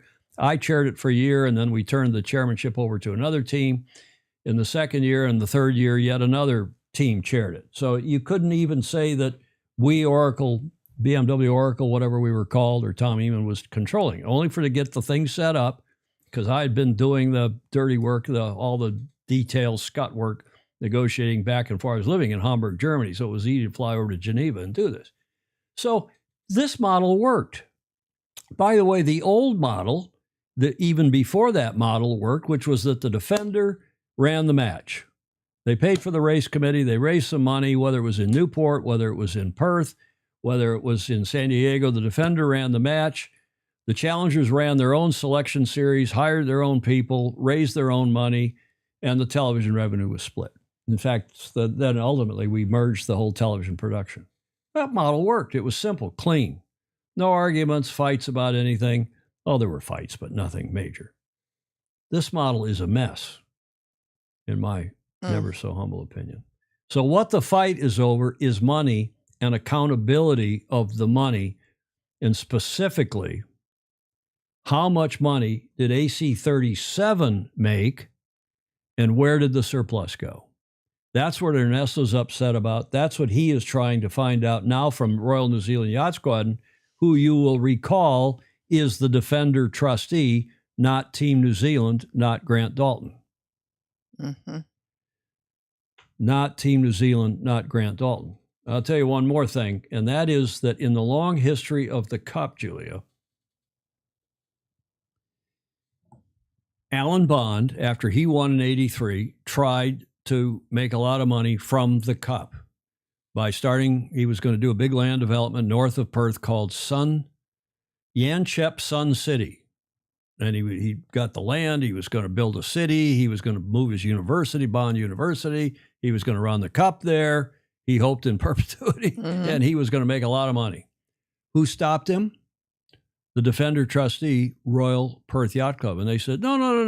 No. We're going to do the Cup in Fremantle, because we're going to build ourselves, the Royal Perth Yacht Club, we'll build ourselves a nice little annex down there at the foot of the Swan River so that we have easy access to the ocean and gauge roads, and they did. Dennis Conner won the Cup in '87. Now, 87, brings it back to San Diego. He wants to run it in Hawaii. He trained out in Hawaii. He had a lot of friends in Hawaii, rich friends, including, I don't have to name anybody. He was going to do land deals. He was going to make money on the Cup in Hawaii. Who stopped him? The San Diego Yacht Club, Malin Burnham, myself, a couple others, and said, no, it's going to be here in San Diego, in and around Shelter Island, benefiting the marinas, benefiting the businesses, benefiting the club, benefiting our hometown. It's going to be in our hometown. So the defender trustee should be running the event. And if they were running it in their hometown, if they were running this in Auckland, you wouldn't have this problem, because you wouldn't have to go do a host city agreement that's worth apparently 200 million euros, 100 in cash. Now, if there's fewer teams, that number will come down. They won't have to pay as much. I'm sure the host city agreement says, oh, if you're only going to have 2 or 3 teams, the monies are less. And certainly the in-kind part of that is a lot less, because you only have 3 teams. You'll have to help build 3 bases and 3 bases. So, it's less expensive for the host city. The deed of gift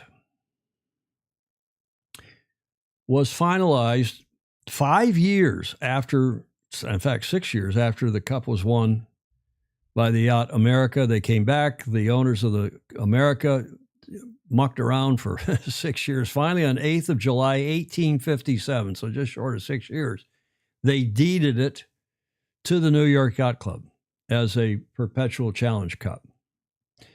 That is the original deed of gift. You can see it was at the top there. It says 1852. And it got, I mean, they didn't have copy machines and computers and so on in those days. They scratched out the date and put in July 8th, 1857. Mm-hmm. In fact, all the guys that signed it down here, some of them were long gone. So they had the codicil down there on the left. But that was the original deed of gift. It's been amended a couple times. The basic deed now is the 1887 deed, and it's been modified, as I said, a couple times, 58, and then 85, I think was the other one. Couple of the key provisions in the deed of gift you must be aware, keep in mind, is that the club, I quote verbatim from the deed, the club challenging for the cup and the club holding the same may, by mutual consent, everybody, make any arrangement satisfactory to both as to the following: dates, courses, number of trials, meaning number of races, rules and sailing regulations, and any other conditions of the match. Conditions of the match are well understood to be like the sailing instructions in a regatta today, not amending the deed of gift to allow boats propelled by motors, mm-hmm. by engines. You can't do that. You can't eviscerate the constructed in country provision of the deed of gift. It's in the deed. That's not one of the things you can mutually consent to change. In which case, the 10 months notice which the challenger must give in order to challenge can also be waived. They can waive that and do it less, because it used to be 6 months. They changed it to 10 months. Those things can be changed by mutual consent. Not the rest of the deed of gift. Sorry. Not the rest. That's what I call the mutual consent provision, what most of us call the mutual consent provision. Then there is this provision, which I call the property provision. And forget the first few words there. It is distinctly understood that the cup is to be the property of the club, meaning the property and the income and the trust and everything, a property of the club subject to the provisions of this deed, and not the property of the owner or owners of any vessel winning a match. Mm-hmm. And that's why, Commodores, ladies and gentlemen, I assert to you that this trustee, this club, has abrogated completely and totally and utterly its trustee duties and responsibility by delegating fully to the team in the person of Grant Dalton to let him go do the venue deal, let him go do all this stuff, and the teams and the rest of us have no idea, and probably even the squadron have no idea where the money's going. Under New York law, they're responsible. And that's the letter from Ernesto to this club saying, I want to see what's going on here. You, defender trustee, are responsible for last time, mm-hmm. and the black hole where all that money went. And you're certainly responsible again this time. And if there was malfeasance, you, Royal New Zealand Yacht Squadron, are responsible. Mm-hmm. That's why I assert once again that the worst trustee in America's Cup history is this Royal New Zealand Yacht Squadron, who several of you said in the comments are also upside down financially. The Cup should have been run in Auckland.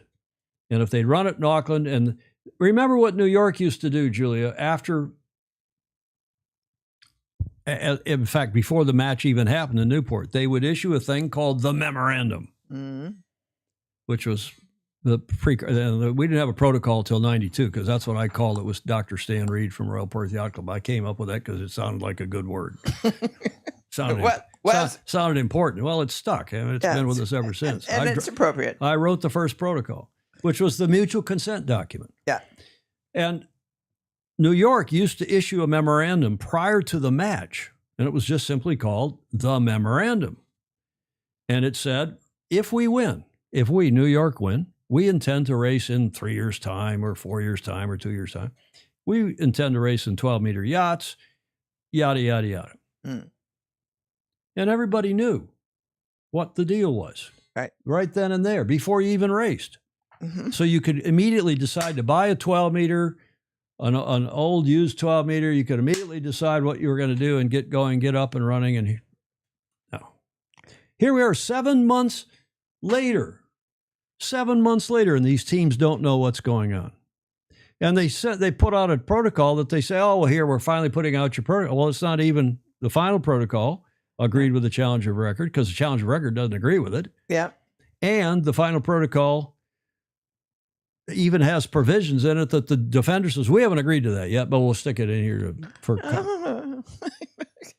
It's OPM. Other people's money. Yep. Now, as Gordon Smith and others Marcus Hutchinson, I heard from him overnight, and others will say quite properly, if you don't want to play, don't challenge. But here's the problem. Everybody, including Grant Dalton, including the Royal New Zealand Yacht Squadron, including and especially Napoli, they want to see as many teams as possible, decent teams. Yeah. We have had in the multiple challenge era, since 83, we had 6 challengers, 3 defenders. Is that right? 9 teams? And since then, 87 was the high water mark, 13 challengers, 4 defenders, 17 teams. Everybody loved it. That's why everybody says that's their favorite America's Cup ever. 1987, Perth, Fremantle.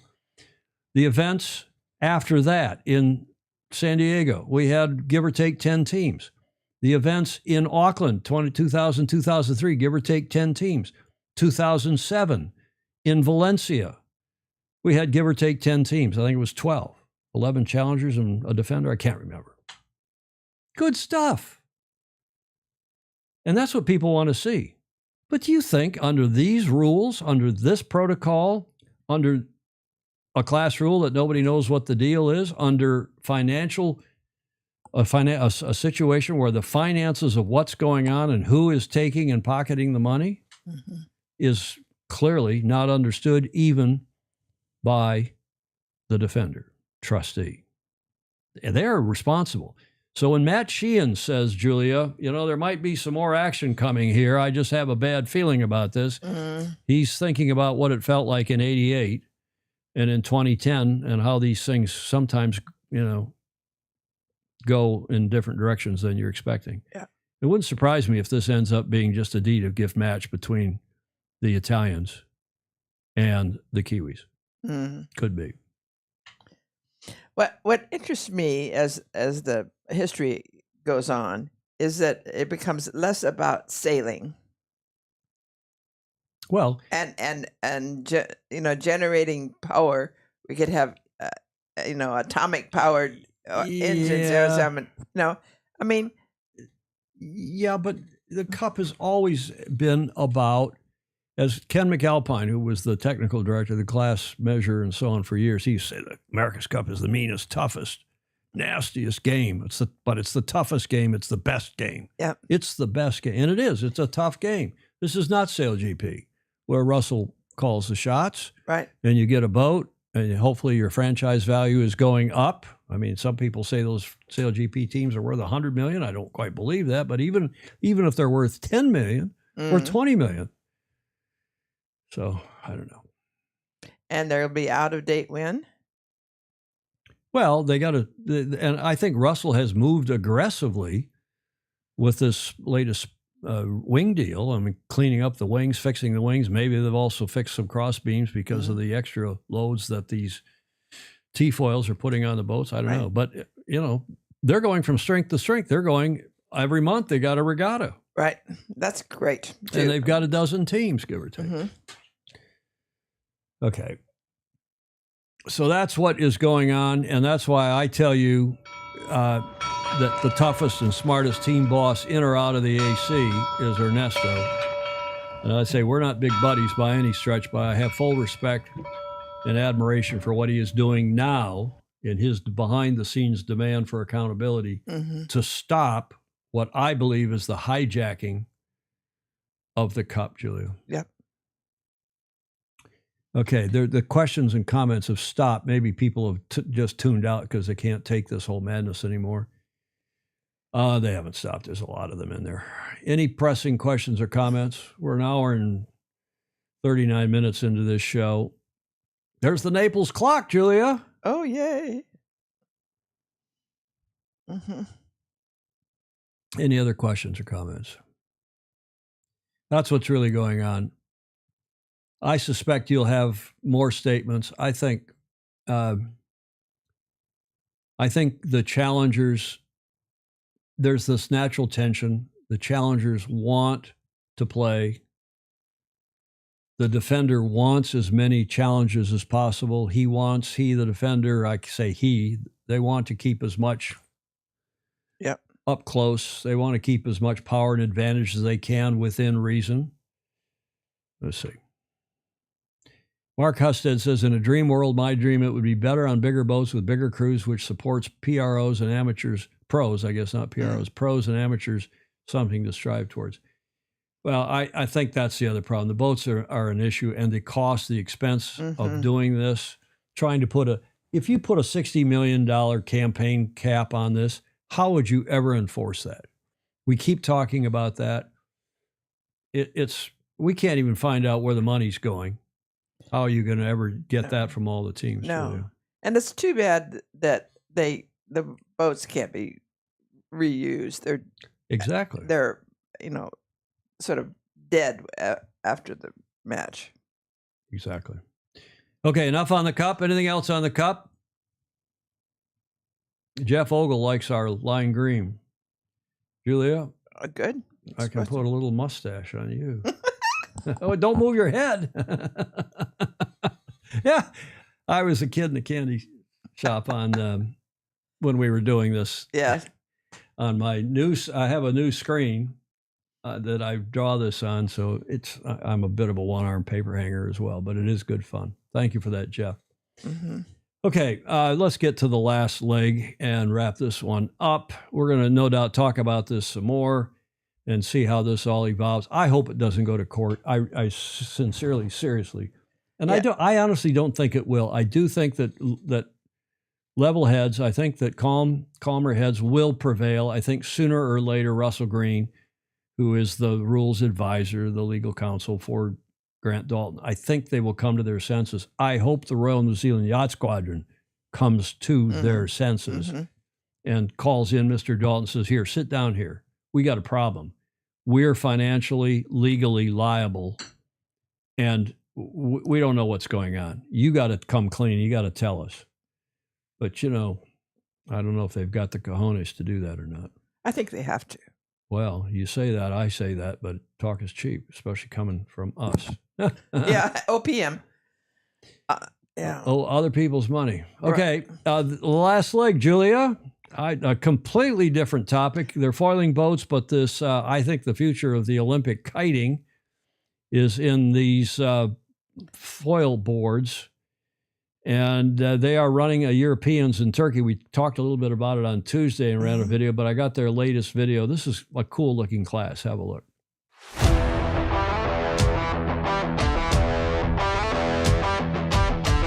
Formula Wing.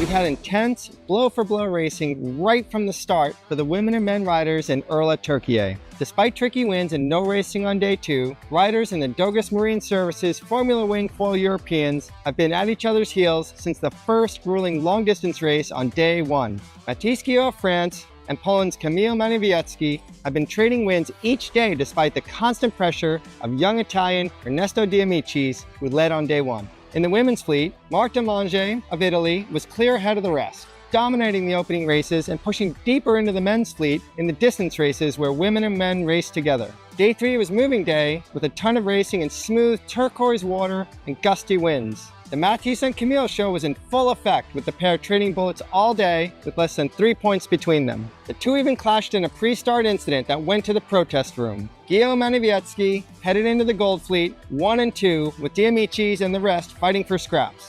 The women's qualifying series continued with Maddalena Spanu racing like she had blinders on as the Italians stole the lead from Mange with all top 3 finishes. Day 4 was do or die for some to get into Saturday's medal series, where only 10 riders from each fleet would get their ticket to the show. Spano's and Mange's battle was forgotten in the wildly shifting winds. Overnight tuning paid off for Emilia Costi of Greece, who cranked out 3 bullets in a second to snatch the first spot in the grand finals ahead of Spano, while Mange has more racing to do in the medal series. There was little change in the men's leaderboard, setting up a steel cage match scenario for Gio and Manowiecki, who booked their tickets to the grand final. France's Bastien Escofet, with a wickedly consistent scoreline of 3-3-1, was the best of the rest, filling the first semifinal spot, along with Ernesto de Amicis. Top 9 for Saturday's medal series are decided, and if the wind gods cooperate, there will be a dramatic golden ticket race before the series begins. Whether you're 10th or last, the winner of this race has a shot at the medal series and a chance to win the whole shooting match.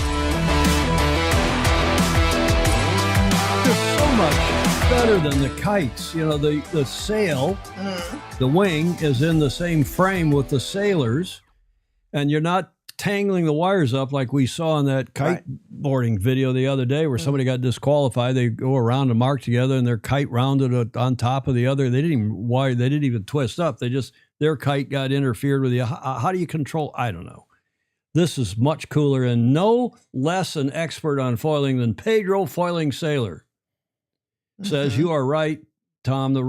These foil wings, low cost to entry, more people can afford to do it. Much better, and I think it's the future of Olympic. And it's still not foiling. Kite foiling. Yeah, it's still not zero cost. Well, no, but it beats the hell out of what the kites are right now. Yes. The kites on strings. Let's go fly a kite up to the high. What's that from? Highest heights. Let's go fly a kite and something soaring. It's from Mary Poppins. Dick Van Dyke. Who was the lady in it? Julie Andrews. Julie Andrews. Well done, Julia. Okay, short lines. Joe Cool says, yeah, maybe the kites are coming back. I'd rather watch those than AC stuff 10 days out of 10. Well, Blake, the Cup, I hope the Cup remains as the pinnacle event. I think it will. I think Sail GP is a good adjunct, but the long history and tradition now of the America's Cup makes it such a cool event. This give and take back and forth is interesting for people. Gordon Smith knew that was Mary Poppins. And I hope we didn't bore you to death with it, but we're an hour and 47 minutes in. Let's wrap this one up. I have, Julia? Sir? Only one Whiskey Tango Foxtrot today. Uh-oh. Because I had my head you-know-where buried trying to put this one together.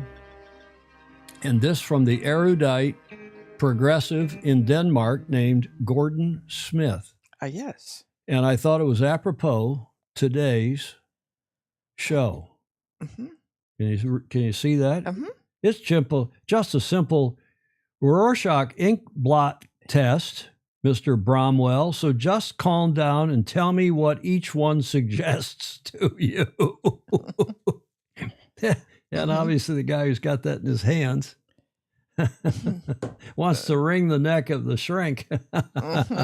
Right? Right. I thought that was pretty clever. Gordon Smith sent that in, and that's our only funny at the end of the show. Mine is not so funny. Joe Holtzman thinks I'm much too kind considering their America's Cup debacle. Yeah, let's just... Royal New Zealand just needs to host it in Auckland, fix it, and put, if you have to put it off a year or 2 or 3, if you have to wring the neck of the psychiatrist, apropos. Yeah. Alan Long says, this was fun and educational. I wish a great weekend to all. Thanks for the diatribe. I'm sorry if it was a diatribe, but I've been doing this for 45 plus years, and I feel very close to my heart that it is a great part of our great and beloved sport. So we'll probably talk some more about it on Tuesday and beyond. Julia, at this point, we're to the finish line, and you like to say... Oh, yes. This is a lovely opportunity to... to like, follow, and share.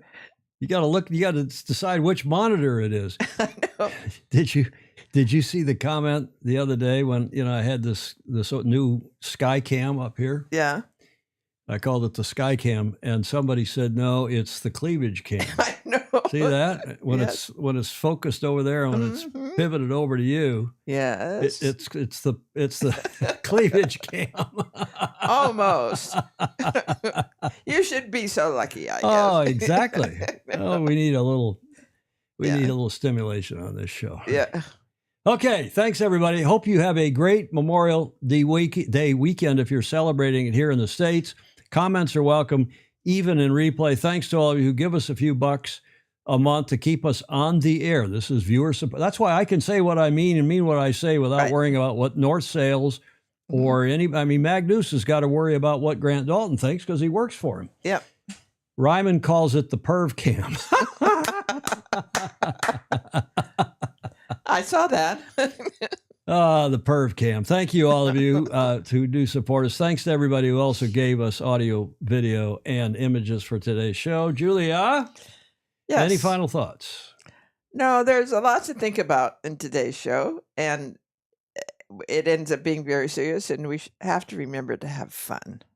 I'm glad we did today's show. Yes. Now you know why I said on Tuesday, we got to do a show Friday, I think, Julia. Yes, absolutely. No, and there's lots to it that isn't apparent to those of us who are You're right. I mean, look, amateurs. Absolutely. You're so right, Julia. And look, there's Tom Pace, past Commodore of Pensacola Yacht Club. American Magic's down there building a big, long-term base for their operation, and not just for American Magic, but for other things, right? Sailing related and so on, and technological things in Pensacola. Great stuff. And now they're wondering, well, are we even going to race in this? Do we even have a chance because of this Crutonic setup? And by the way, where is all that money going? Yes. Where is all that money going? I think that's the worst part about it. There's, that's got to come out. Yeah. Okay. Thanks, everybody. Have a great rest of your weekend, as I said. We hope to see you on the same times at the same time, same channel next Tuesday. In the meantime, sail fast, sail safe, and have fun. Ciao for now.